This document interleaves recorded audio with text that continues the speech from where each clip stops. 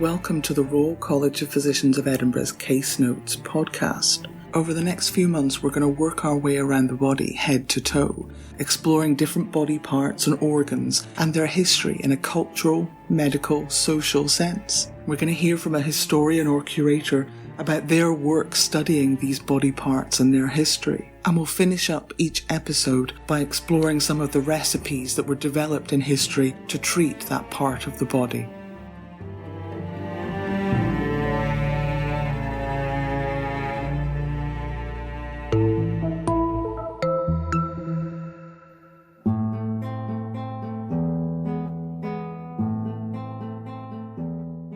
So welcome to the podcast as we move around the body. My name is Daisy Cunningham. I am the college's Heritage Manager. And I'm Olivia Howitt, and I'm a volunteer with the Royal College of Physicians of Edinburgh Heritage. And today we've got to the mouth. So I was thinking about it, and when you think about it, the mouth has quite a lot in common with the anus. Okay, bold statement. So what I mean by that is when we're looking at the body and health in sort of, I guess, 1600s, 1700s sort of time, a period when it is incredibly dangerous to try and open up the body to see what's happening inside. So you're talking about pre-anesthetics, you're talking about pre-sort of concepts of sterilization and so on. If something's going wrong in the body, you cannot open it and look inside. You have to try and figure out what's going on based on the points at which the inside of the body meets the outside of the body. So you tend to pay particular attention to the mouth and the anus, particularly what goes into and what comes out of them, but also just what they look like. So there's a lot of studying of the inside of the mouth to try and understand, does it change colour? Is there more saliva? Is there less saliva? And what can that possibly tell you about what's happening to the lungs or the kidneys or whatever else? That is the basis for my bold statement. It's the gateway to the body. There is a sort of logic. So there's a lot of studies of the various different kinds of damage you would get to the mouth. So it could be called a sore or a canker or an ulcer, but basically things in your mouth. What can it tell you about what's going on? And these can in reality come from all sorts of different things, many of which were not understood at the time. So they can be vitamin deficiency, iron deficiency, folic acid deficiency, things like that, but also signs of disease. So there are things like tuberculosis and, of course, more recently, HIV, where there are marks within the mouth that would give you an indication of what's going on. But they would also look at the inside of the mouth and take it as a sign of melancholy and all these sorts of more abstract diseases. But the most common studies of the mouth and the meaning of the mouth tended to link back to syphilis. One study that I read said that in late 1700s in London, 1 in 5 people were contracting syphilis. So this is incredibly common. I'm not 100% sure that when you're looking at, obviously the research was done very well, but it's data from the 1700s can be tricky. But yes, especially in a big city like London, it is pretty common. And there's a lot of stigma surrounding it, of course. So no one will marry you if you are syphilitic, or you might struggle to get a job if you're syphilitic.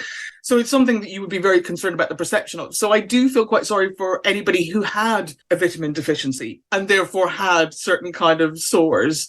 Because, people are going to be making all sorts of assumptions about you. And, of course, it's even worse by the fact that one of the treatments or the major treatment for syphilis is mercury, which could be taken in a whole bunch of different ways. But one of them was to put it in your mouth or on your lips. And that then causes even more gum ulcers, and it will make your teeth fall out. I was going to say, I've seen historical dramas where documentaries, we're calling them documentaries.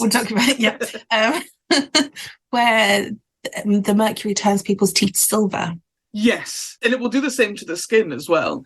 It will be quite dramatic in terms of how it will look, but it will also literally, as I say, make your teeth fall out. It will cause horrendous ulcering, so it will only exacerbate the thing that you were already trying to get rid of. It's not something that will help hide the illness. No. And if you had a lot of money in that period, if you were going through these sorts of treatments, you would often go into basically a sort of confinement. So if you were being treated with mercury for your syphilis, you would go to your country home and you would just hole yourself up for months and months at a time, because it was so obvious from looking at you that you were undergoing this treatment. So you would just remove yourself from society while you went through it. But obviously that's a very small number of people who are in a position where they can afford to do that. It was when you were talking about orifices. I've just watched the most recent Ant-Man film. Then there is a character in it who's like a gelatinous creature. And he asks how many holes Ant-Man has. So he doesn't have any holes. He doesn't have any bodily holes. He's like, how many holes do you have? And someone definitively says 7. And I then had to mentally count how many holes. I don't think they weren't counting eyes as holes. That's fair enough. I accept that. But I think there was an understanding, and I mean, on a medical basis, it holds true that, the mouth is obviously a better conduit to things than, say, the ears would be, in terms of something that connects an awful lot of the body. It does make more sense when you think about it that way, why so many of the treatments involved putting things up someone's anus as it being like a route to the inside of someone's body. I don't know if this is being too sneaky, but are lips included in mouth? No, I think they're included. Because the thing that I'm really enjoying as we go around the body is all the English language phrases that you have for almost every single body part. So we start off with like loose lips, sink ships, paying lip service, putting lipstick on a pig, which is a bit of a slightly rude one, is obviously connected to lipstick. And that's something that I got quite fascinated by. I think I sort of thought in a very simplistic way that there was some sort of linear trajectory where lipstick came into being and then it became progressively more what it is today. So more popular, more commercial. And what seems to have actually happened is it's gone through these really stark sort of cycles where everyone wears lipstick, both genders, and it's fine. Then it becomes illegal and it's terrible and immoral. And then 50 years later, it's fine again. And just sort of fluctuating through this cycle that I didn't expect to be the case. Even more of a controversial history than I thought it would have. Why was it illegal? It may be the case that lipstick now, in the 21st century, in 2023, has less meaning than it has ever had before. Because in history, it seems to have so much baggage attached to it. And so I should say, first of all, when we're talking about lipstick, we are talking about very visible lipstick. So obviously now you can get lipstick that's very, very pale, flesh-coloured. But really, in history, we're talking about either bright red or bright purple or black. Those are the most common historical colours. Black surprised me, particularly in Egypt. A lot of black lipstick in Egypt, apparently. I should also say, in a slightly cheaty way, lipstick in the sense of what we use now only came into being in the 1880s. So most of the time we're talking about some sort of lip stain that you would probably have made at home that would be ingredients would be in a recipe book or something like that. So yes, in ancient Egypt, it seems to have been worn, as I say, by both men and women equally. It wasn't gendered. It wasn't particularly associated with social class. Is it always used visually, or was there another purpose for it? I think it was generally used visually. You're really talking about something that has some kind of stain colour in it that will colour your lips. So the main purpose really is the visual one. When we're talking, what I was saying before about legislation, we're talking about ancient Greece. So lipstick becomes particularly associated with prostitutes. They are much more likely to wear lipstick and much more likely to wear bold lipstick. And so legislation is introduced, which essentially says if you are a prostitute, you have to wear lipstick, because otherwise you might be trying to fool men into thinking that you are a marriageable woman. Oh, wow. That was the total reverse to what I thought it was going to be. So it's very much about the idea that women are devious and that they might try and trap men. So this is about protecting men from these women. Right. And then, as seems to be always the case, by the time of ancient Rome, it's flipped. And again, both men and women are wearing lipstick, and it is connected with rank and social standing. So you'd be more likely to wear your sort of purple if purple is particularly associated with high status. So yeah, it's a real shift in approach. The Middle Ages and then into the sort of early modern period, 1500s, you'll probably have a mental picture of how popular red lipstick is, because you'll probably be able to picture Queen Elizabeth I. Very white skin, red lips. But yes, so again, we've gone from, the period when it's associated with prostitutes to the period when it's now associated with the most refined and upper class members of society. And then there's another shift, because you get into the period of witchcraft, and red lip starts being associated with witchcraft, and that almost sticks now to a greater or lesser extent. There's this idea that those kind of bright lips are associated with women who are particularly vocal, strident, visible women. A lot of suffragettes wear very red lipstick because it's viewed as sort of intimidating men, strong women, women not doing the role that they're supposed to be doing. Quite transgressive. Another thing, that an article that I was reading about lipstick was talking about lipstick now, so not historical lipstick, but it was this interesting sort of database study of the names of lipsticks.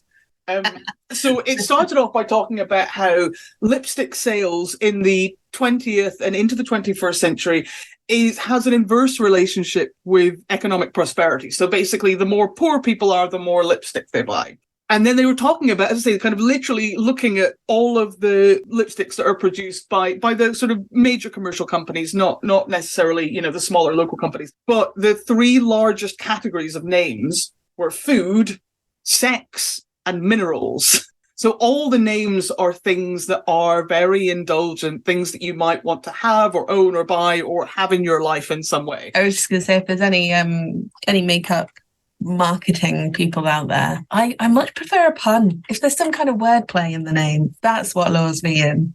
I don't think I own any lipstick right now. I was trying to think of names of lipstick. The eyeshadow that I bought the most recently was just called Swamp Green, and I feel like that's me as a person. I'm like, fine, it's just I'm an uncomplicated person. So I had a little bit about cultural etiquette of slurping. In Japan, it's considered polite to slurp noodles and ramen because, like wine tasting, if you slurp, you take in more air and that enhances the aroma.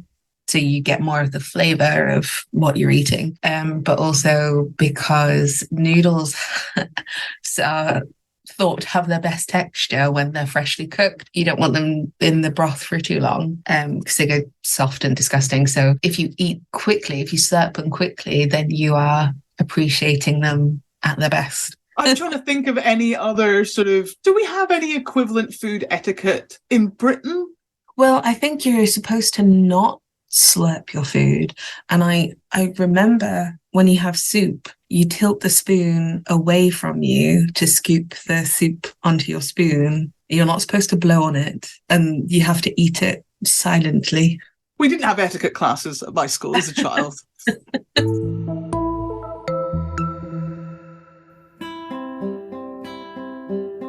In our case study today, we're going to look at the history of the importance of speech and verbal communication in the diagnosis of the patient. The patient's description of their own illness was a big part of humoral medicine. This is a form of medicine which was pretty central to medical treatment in Europe from ancient Greece to the 1700s. This is because figuring out a patient's humoral balance, and therefore how they needed to be rebalanced, depended a lot on their temperament and their lifestyle. These were things a doctor was unlikely to observe for themselves, so they had to take their patient's word for it. So, for example, when the French physician Jacques Ferrand wrote on the diagnosis of what he called erotic or romantic melancholy in the 1600s, he emphasized the importance of studying a patient's dreams because they delivered, quote, knowledge of the humour that doth predominate and demonstrated the disposition of the body, But towards the end of the 1700s, there was a definite shift from relying on what the patient told the doctor to relying on examining their body to make a diagnosis. There are a lot of reasons for this. Advances in examination techniques, percussion, stethoscopes and the like was one reason. Another reason was that patients were being treated on a much larger scale. With the rise of hospitals and dispensaries in the 1700s, we're no longer talking about most treatment being a wealthy paying patient, being visited in their home by their personal physician. Now wards and waiting rooms were filled with the sick poor, and diagnoses needed to be made quickly and efficiently. It was simpler to rely on formulaic examination techniques than on lengthy, complex discussions. But, in addition to all this, there was also a problem of trust. Physicians, when treating their wealthy paying clients, tended to trust their word, or at least they pretended to because it paid their bills to do so. But trusting the testimony of a well-off patron was quite different from trusting the word of a pauper, and this was compounded in the context of hospitals because there were certain advantages to misrepresenting your complaint. A warm bed, a hot meal, access to medication. Whether patients did fake their conditions as often as was suspected is impossible to know, but certainly in the late 1700s and through the 1800s, the concern that the patient's voice, their explanation of their own symptoms, could not be trusted was something that physicians and surgeons frequently commented on.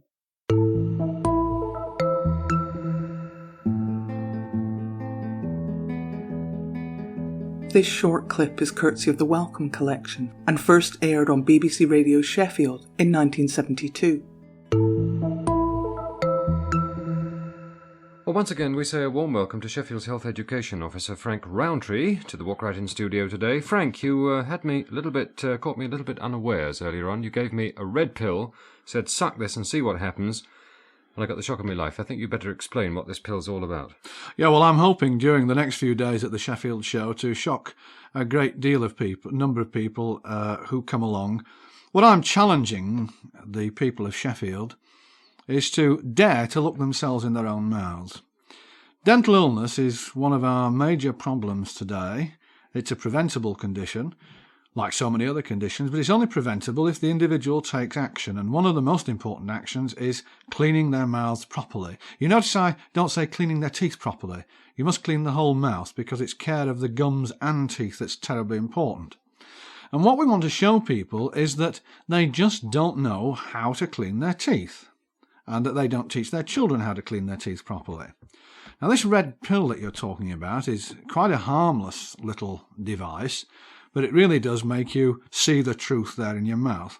Because any food or debris that's been left between the teeth, any gubbins, we call it technically plaque, that's left on the teeth as a result of improper cleaning, will be stained a bright red. Now, we want both adults and children with their parents, we're not going to deal with young children on their own, to come along to our unit at the Sheffield show. It'll be very, very obvious, the big dental unit, and just chew one of these tablets. They're very pleasant tasting, they're strawberry or raspberry flavoured. Just chew one for half a minute and then take a look in the mirror. They will get a shock.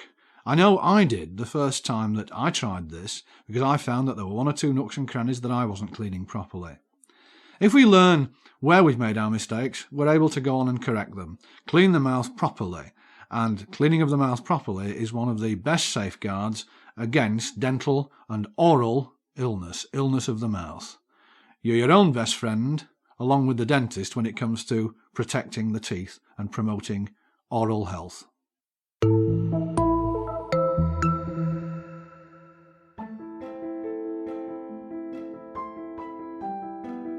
Welcome to Recipes of Yore. We're going to explore some unusual medical recipes from the past. The way in which the word recipes was used in the past is a bit different from how it's used today. So it could mean recipes for cooking, for medicine, or even recipes for cleaning products or cosmetics.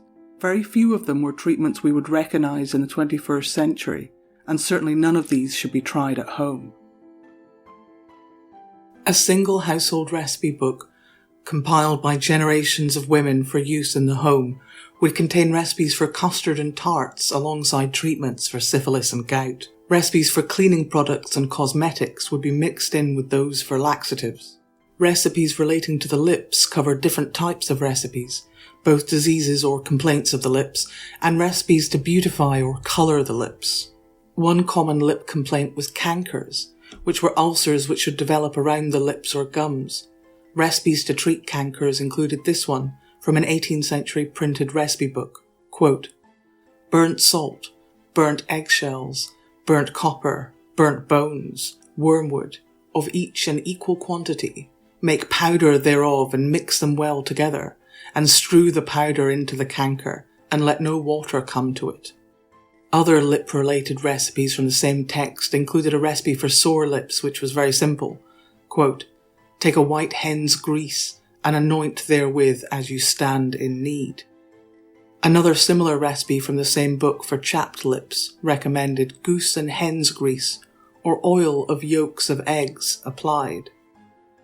Recipes for lip salves were common in the 1700s and 1800s. Usual ingredients were beeswax, butter, olive oil or suet, and ox marrow or lard. These were cooked together over a gentle heat, and then, while cooling, additional elements were added to give the salve a pleasant scent, such as rose water, orange flower water, cloves or lavender. Sometimes sugar was also added in order to give it a more pleasant taste. Often these salves were designed merely to moisturize the lips or protect from becoming chapped or rough. In other cases they contained ingredients such as ground up insects, saffron, or ground up rose petals so that it would stain the lips as well as moisturize them. There were many different ingredients to these salves, however, and many had a distinctly regional flavour. French salve most commonly included roses. In England the recipes more often called for apples to also be added to the mix.